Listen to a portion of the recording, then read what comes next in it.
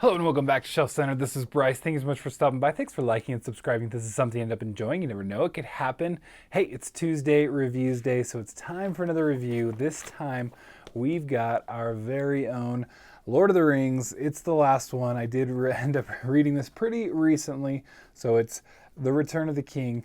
Absolutely excited to talk about this because this is just, and it's an all-time favorite. This goes back many years for me, back to high school, back to when Peter Jackson movies were coming out in theaters. And that's when I started. I've never looked back. It's been amazing. This is the third time through the book, so you might gather that I'm a fan. I don't know, maybe. If you could put those things together, we'll see. But anyway, let's first talk about the cover. So the cover itself, I absolutely love it. This is actually my whole, the trilogy that I own is the movie versions of this. And I always say this, I know this may be the last for like at least some time.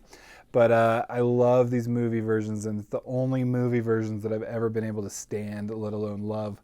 But absolutely love the movies, first of all. Think they just did such a wonderful job and made this so magical and just really got the heart of the books. And I just love that cover. My favorite one is the Fellowship one still, but this is a close second. The summary. I was looking up, the summary, it's a continuation of the trilogy. And let's be honest, there's going to be spoilers, at least for the first two books and probably for this one. So, but this is a classic. You've probably read it, let's be honest, right? Right? Okay, maybe not. Essentially, as usual, it's the Tolkien's kind of way to do this is each book is divided into two books. They're called books, right? So it's essentially parts, right? Parts 1 and parts 2. There's 6 parts or books between the three, right? Between the three, the trilogy of books, of actually published books, and then or if you look at it as there's just really one book, then it's 6 parts to the whole book. But again, each is called a book. Each book essentially divides up between the characters, and so you'll have the first book in The Return of the King is going to follow kind of everyone else at this point, and then the second book is really focused on Frodo and Samwise Gamgee and their movement toward the Mount Doom, right? And then obviously in Gollum. And so anyway, that's essentially where we're at here, is picking up after the Two Towers, where Saruman has been defeated summarily here by the Ents, and it's just beautiful. And we have Merry and Pippin, and it's just great. I love them so much. We've got a lot of here. I just love how just how this plays out when you first have this fellowship back in book 1, where you have the 9, and 4 of them are hobbits, and you're kind of like, really, that's what you went with, was a fellowship of 9 and 4 of them are hobbits, and you're going, we're good with this. But how it really plays out so well, where in the Two Towers, Merry and Pippin were confused for Frodo, and they were grabbed, and because they thought, I would just grab halflings, right? And so and then their arc, and then finding the end. But also in this, it kind of it has to be able to pack the biggest punch. Then book 2 of this book, which is really book 6, it kind of has to deal then with everybody kind of coming back together. But it's still, I guess, technically following Frodo and Sam. And then the thing about The Return of the King is that there's a huge appendix to it, and so you get to go dive into kind of some of the history, also dive into what happens in the future a little bit. And essentially the part of the appendix that just a slim little part of the appendix was what was essentially secured as far as rights when it comes to the Amazon show for Rings of Power, right? Which brings us to our summary. I just couldn't resist because I hate it so much, but I found there's a Goodreads summary for the book that shows up for when you look at Return of the King, and there's a Goodreads summary, And of course, the book itself that is shown first is the Rings of Power cover for The Return of the King. And then what do we say? What does it start with the summary? Begin your journey into Middle-earth. The inspiration for the upcoming original series on Prime Video, The Lord of the Rings, The Rings of Power. Oh, no. Gross. No, don't even, please, just don't even associate this. Ugh, I get it, but I'm like, that's terrible. Anyway, you know what this is about, though. I'll move on. Quotes. I love me some quotes here. This is Gandalf, I think. I will not say, do not weep, for not all tears are in evil. Here's a great one with Eowyn and Aragorn. Aragorn, what do you fear, lady? Aragorn asked. A cage, Eowyn said, to stay behind bars until use and old age accept them, and all chance of doing great deeds is gone beyond recall or desire. And then another one, because there's like, I literally had to narrow this down so much. For like a shaft clear and cold, the thought pierced him that in the end the shadow was only a small and passing thing.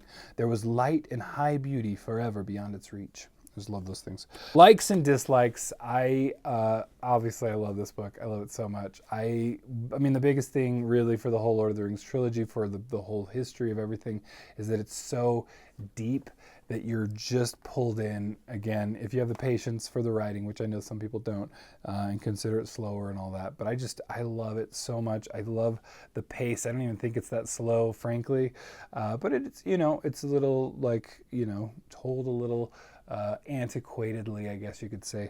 Just the whole world, everything is so deep. The magic is so deep, and the characters and their histories and everything. I mean, really what it comes down to is just the world building is absolutely brilliant.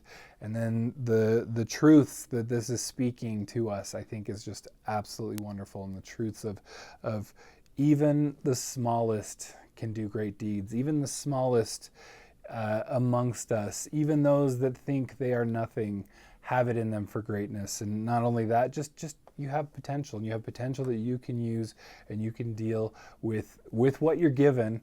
And I absolutely love it, because I think we need that, frankly. We need to know, you need to know, you matter, you're loved. You absolutely have value in the universe, unless you are a scammer that the only one that doesn't. But I love the epic ending of this, and not just the epic ending that we get in the films, because I love that. I love that there's like 10 endings or whatever that it gets made fun of for the Return of the King film. Absolutely great. You know, I know I put Two Towers as my favorite, but Return of the King is like also favorite. Thanks, Brian Regan. I love the ending. I love that it's not exactly what you expect, and it's not that, you know, what's funny is this is kind of like the traditional, like, almost chosen one, but like close enough, but, you know, chosen one reaches greatness. But then it's almost like immediately was turned on its head, because Frodo does not save the day. He is not the winner. He gets it there, but it's not him. He actually turns. He actually pulls an Isildur, and turns around and says, I'm keeping this thing. And he can't give it up because he's been corrupted. He's had it with him for long enough that it even corrupted him. But to have Sam get him there, to have even Gollum, the thing that not only was, you know, people wished his death, people wished for worse, right? People wish for him to not be around, to not scare them, to not just, you know, desire the ring, to just get out. Hey, why can't he just leave? Why can't he not be here? And for him to even have that part in it, and that I just love it. I also just wrote down Oliphants. I mean, come on, Sam knows his business. Saruman, I thought too, was just, I really, in reading this, man, I just hated him so much. I thought that was so well done. He's so mean and just foul, and I thought Tolkien just did a great job of just making it so just brutal, and make me just enjoy his downfall to the Shire folk. Again, how far he's fallen at that point. I just love it. Dislikes, if I had to give some, it's like such a not really, it's like relevant, but it kind of is. The movie not having the Scouring of the Shire. I think the Scouring of the Shire, at least that's what I expected actually when, and I think a lot of people probably did, when they were like extended versions, and it was like, great, Scouring of the Shire, that's great. It's because that's such a good part. So I'm back to likes. The Scouring of the Shire is such a good place. It's like we took not only like, hey, here's our hero's journey, but also we get to win and show what we've learned and show how we've grown and the leadership skills and all these things and rallying people together and taking their chance and not cowering, anymore. We're done with that. And then having, I think the hardest, the dislike here is that, like, because I get why it's like the only way to save the day, well, to save Frodo and Sam, who, would have died otherwise, was to send the eagles to him. But then it creates that fun argument of like, well, why not just send them in the first place? And here's the deal, okay? You know why, first of all, okay? But if you need the explanation of why the eagles couldn't have just done it, because it was too obvious.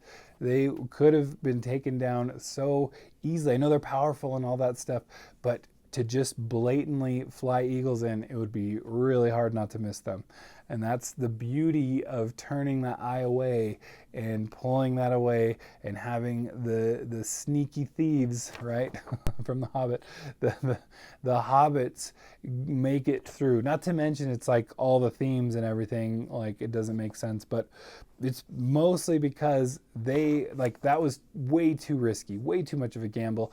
I know you can point to like, well, the eagles are their own race and they choose when to help and all that stuff. I still think that's a bit of a cop-out, like, okay, well, but then they ended up helping in the end, right? So I think they're willing to help, and they will help Gandalf multiple times, like on multiple different occasions. Like, I think they're willing to help and would have been willing to just, have people ride on them to Mount Doom. I don't see that as being not possible. Like, it seems very much that would be done. They would be willing. It's just that is way riskier than sending a party. And again, the way that they did with 4 hobbits that could get mistook. And then again, the way that it all worked out, of course, easy, to look at, oh, look how it all finalized. But I just think there's a great argument that, yeah, the eagles it's way riskier than how they went about it, right? I just felt like, yeah, maybe you would have hurried up and gotten there only to just have a whole army in front of you, in front of Mount Doom, ready for you to go, potentially, All right, if you liked this is the funny part. If you liked The Lord of the Rings, then pretty much all fantasy. I mean, that's where this is like where a lot comes from. But obviously, there's the Terry Brooks Sword of Shannara.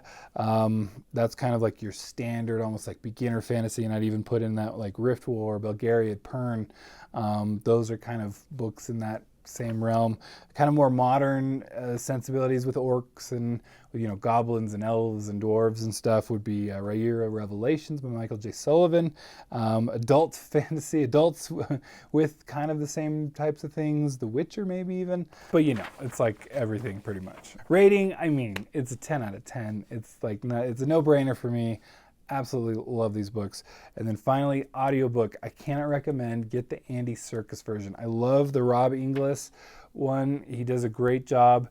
I just think Serkis, not only do you get a great Gollum, first of all, like the perfect Gollum, of course, but he does all the voices very well. It's not the typical, like he doesn't try to do the voices. I think he sometimes does if he can do them, but he doesn't always try to do the voices from the film.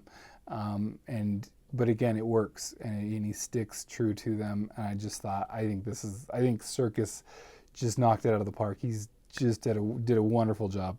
Absolutely highly recommended. So anyway, that's my review for one of my favorite books of all time. Let's be honest. And what do you think? What do you think about it? Have you given it a go? Lord of the Rings. What do you think? And we'll talk to you later. Bye.